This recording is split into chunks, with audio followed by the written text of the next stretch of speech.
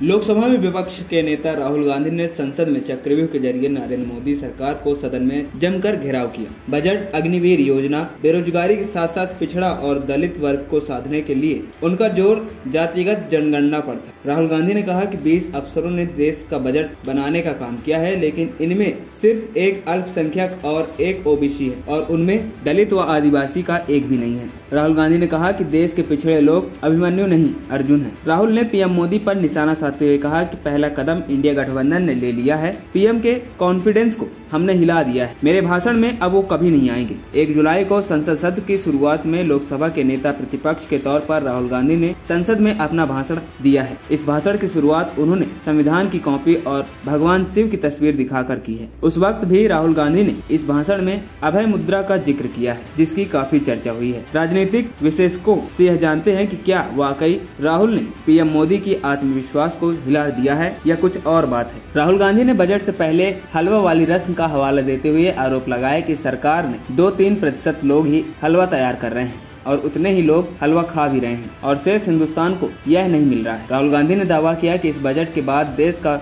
Middle class भी BJP का साथ छोड़ रहा है, जो इंडिया गठबंधन के लिए एक अवसर भी है। दिल्ली विश्वविद्यालय के असिस्टेंट प्रोफेसर और राजनीतिक एक्सपर्ट डॉक्टर राजीव रंजन गिरी कहते हैं कि राहुल के तेवर जिस तरह से आक्रामक हुए हैं और सत्ता पक्ष उनकी तीव्रता से उनको जवाब नहीं दे पा रहा है, ये भारत की राजनीति में आने वाले दिनों में बहुत बड़ा संकेत लेकर आ रहा है। राहुल जिस तरह से भाजपा सरकार पर हमले कर रहे हैं, इससे इतना तो तय है कि मोदी सरकार 2014 या 2019 जैसे रंग में जवाब नहीं दे पा रही है। इसके पीछे कहीं न कहीं लोकसभा चुनाव में भाजपा का 400 पार जैसी उम्मीद से काफी पीछे रह जाना भी है। राहुल गांधी ने लोकसभा में सोमवार को कहा था कि 21वीं सदी में देश में नया चक्रव्यूह तैयार किया गया है। जो चक्रव्यूह में अभिमन्यु के साथ हुआ, वही आज किसानों के साथ, माता बहनों के साथ हो रहा है। द्रोणाचार्य, कर्ण, कृपाचार्य, कृतवर्मा, अश्वत्थामा और शकुनी ने घेर कर मारा था। आज भी चक्रव्यूह में 6 लोग हैं। सेंटर में 6 लोग कंट्रोल करते हैं: नरेंद्र मोदी, अमित शाह, मोहन भागवत, अजित डोभाल, अंबानी और अडानी। डॉक्टर राजीव रंजन गिरी कहते हैं राहुल आम जनता को यह बात समझाने में कामयाब रहे हैं कि उनकी